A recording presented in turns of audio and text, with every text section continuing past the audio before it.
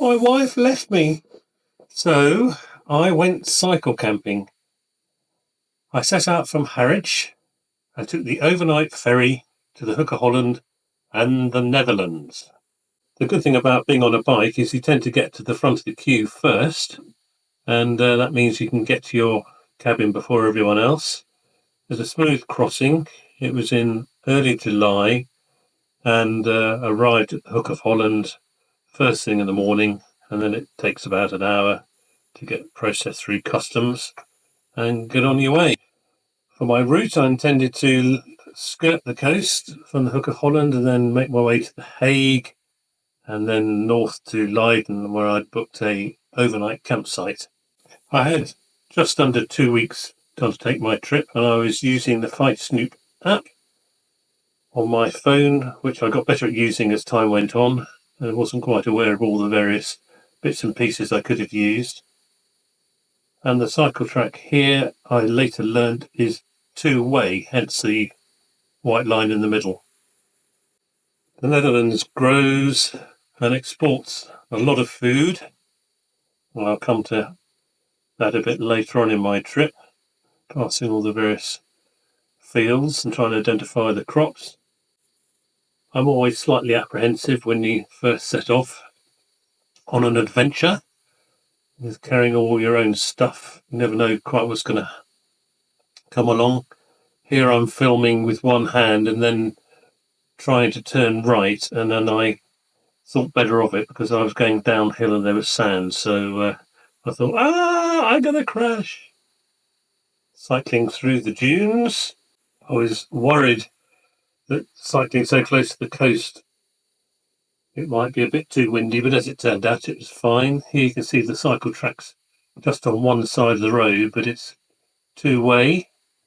To start with, the signposts to The Hague were fine, and then my route navigating got a bit dodgy, and I went a bit off piece, but eventually I arrived in the centre of The Hague.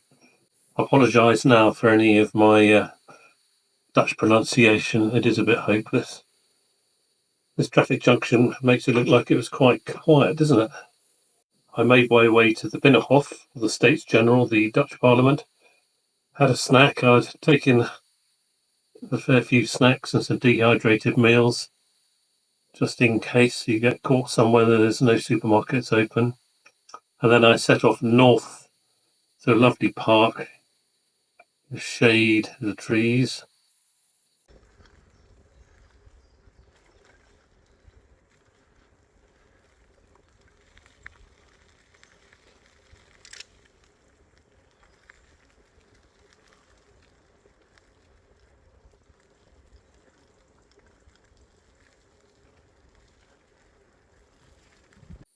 I arrived in Leiden. I was pleasantly surprised. I've been to Amsterdam a few times, and this has similar sort of attractions and canals and windmills, everything you expect to see from the Netherlands. It was a beautiful sunny day and a place I'd love to go back to and explore in a bit more detail. Passed through the 17th century gate with the intention of having a bit of a nose around and seeking out the castle, or castle mound, because it's one of the highest points in the area. A very vibrant place. Pedestrians, cyclists, paddleboarders, boaters. I found the castle, but didn't go in because I didn't want to leave my bike unattended, but that's a high spot.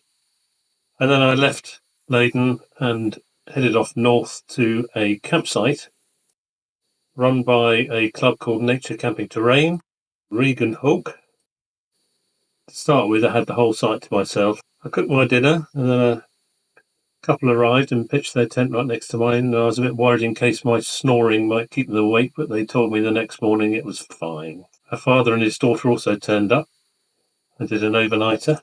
I'm very much looking forward to you joining me in the next episode.